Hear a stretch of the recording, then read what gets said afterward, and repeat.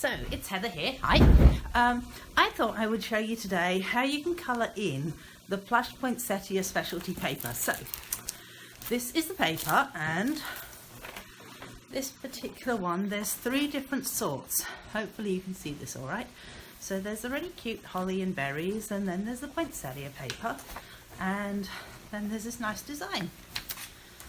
But if you try and use the stamping blends on the paper itself, so onto the flocked part, then you'll actually find that it will take the flocking off.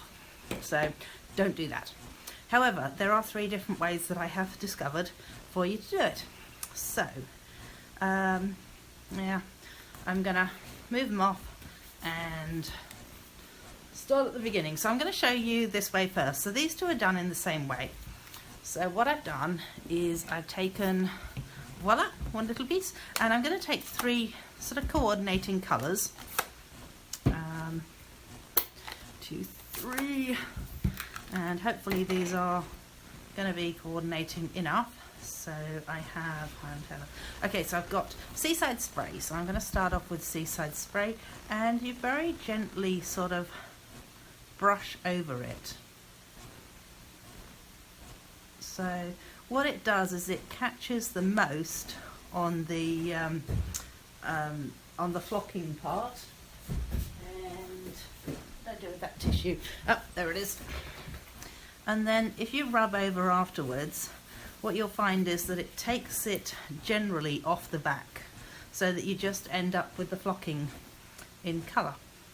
So if you want a bit more colour, you just add a bit more colour, and again just give it a bit of a rub over, and you'll see that gradually you can just build the colour up. So I then move on to the Highland Heather and add that. Just like that, and then again grab my tissue, give it a bit of a go over, and you can sort of blend the colours where they are together like that. And then the last one I've got is Gorgeous Grape, which should in theory be a darker purple. So oops, that's quite a bit.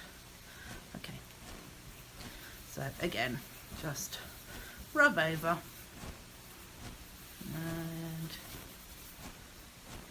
just add a bit more of a lighter colour in the gap, as it were, and there we go. So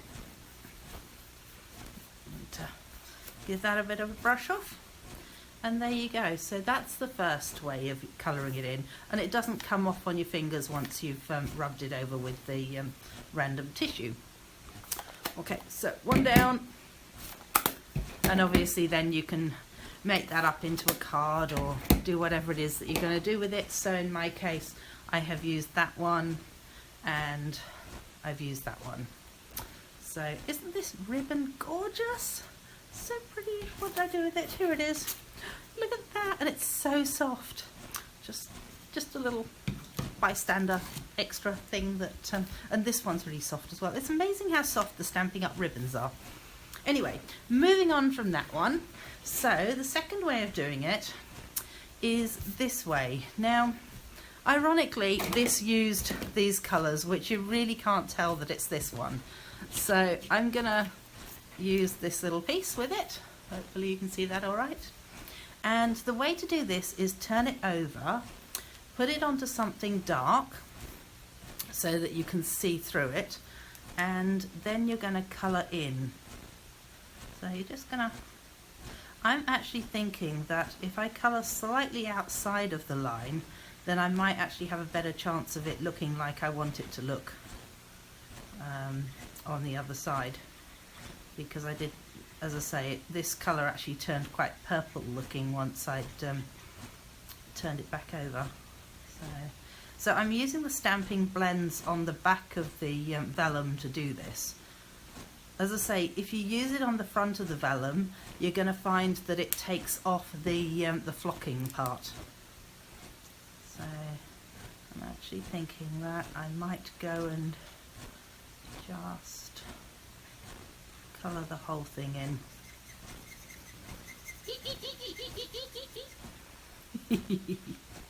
So we'll just see whether this is going to work. Fingers crossed it works. And that.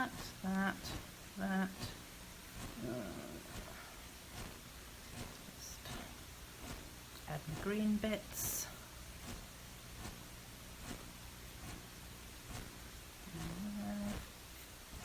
Maybe I should have done part of this first.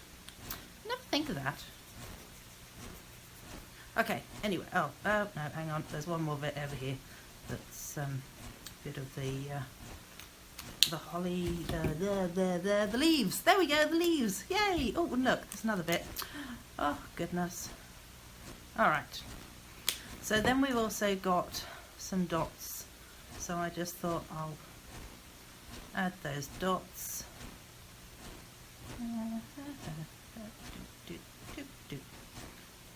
Oh look, there's some more green bits. Who would have known that there would be so many green bits everywhere?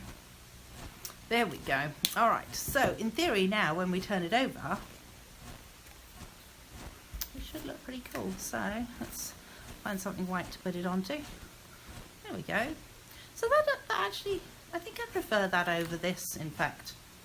Not sure. Anyway, that one I was trying to be very precise and keep it behind the flocked bits. This one obviously not so much. So you can see the difference between them. So that's the second way of colouring in your vellum. And the third way is with the Stamping Right markers. So this is the vellum coloured in with the Stamping Right markers, and I'm going to show you something special with it afterwards. So let's start off with, let's just grab this and do this on the back. So you've got to be quite careful as you do this because you don't want it going anywhere else. So just, there's another one of those ones that I probably should have half coloured. Feel free to fast forward me if you need to. Otherwise I'll just, chat in the background and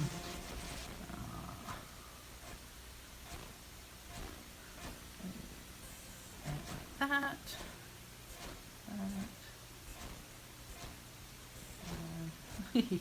I can hear my 9-year-old Samuel singing outside in the shed. He's playing a bit out in the shed out there, and I can just hear his little voice singing away.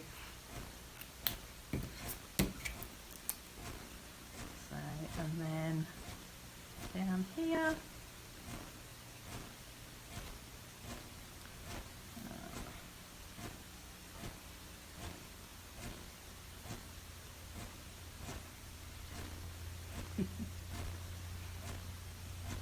and now I'm thinking I probably should find my glasses. Oh wow, look at that, everything becomes so much clearer with the glasses. I really don't know why I don't start off with the glasses, but for some reason my mind is really insistent that I don't need glasses, and yet my eyes are kind of insistent that maybe I do. Anyone else have that issue?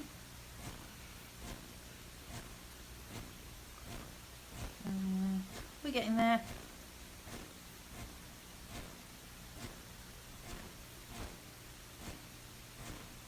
Oops. So there is a bit of a good thing with this, is that you can sort of rub off the excess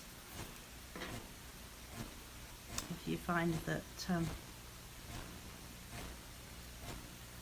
you're ending up with a bit where you didn't really want it. So just like that. But really you do need to be fairly careful with it, and I'm not being as careful as I was with the last one, I will admit. Don't move on me. Oh, and the other thing is, as you do it, if you stick your finger on top of anywhere that you have coloured, I can guarantee that, like this, you will end up with extra colour. So maybe use the tissue just to hold it down as you do it.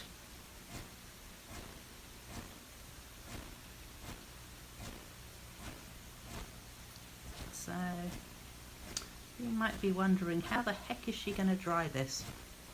And you know what? I thought the same thing too when I first did it.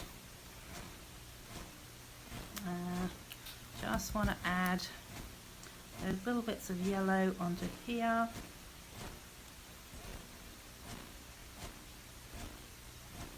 And look, there's another bit that has gone a little bit awry.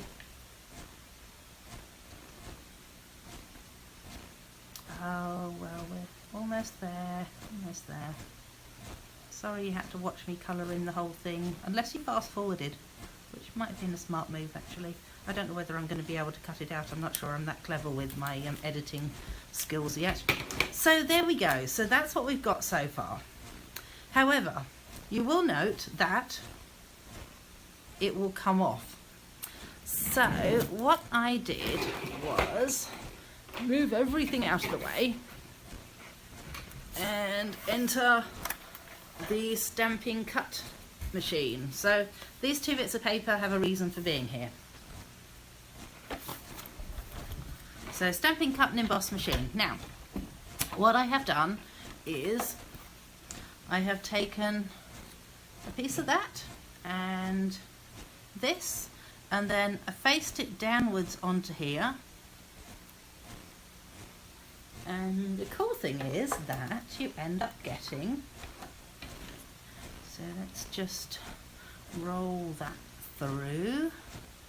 Now I'm actually going to roll it backwards on itself as well. I don't know whether it needs it, but I want to squeeze as much of the colour out of the vellum as I can before I take it off there. And look at that! How cool is that? You end up with an extra piece. So I did notice that it does take a couple of times before it's all done. So I have another piece here that I was going to do as well. Let's do that. I actually, the first time I did this, I really wasn't thinking about it, and so I ended up putting a tissue onto it and ended up with this really amazingly cool piece of tissue, which was fabulous, but not quite what I was after. And then I realised that, oh my goodness, why didn't I put it with some cardstock? So then all you need to do is just test and see. Whoops, might help if I found a bit that, yeah, so that's looking pretty good now. It's not coming off anymore. Let's move that over there.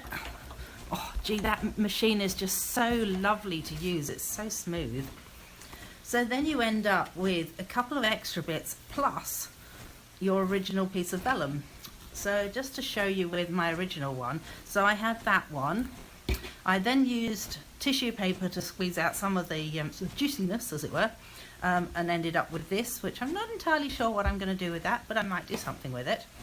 And then I ended up using it on a piece of paper, which is what's here, and I've covered this piece with some of this. So I've just put that absolutely gorgeous ribbon. By the way, the ribbon is called Metallic Mesh Ribbon, and obviously it's silver.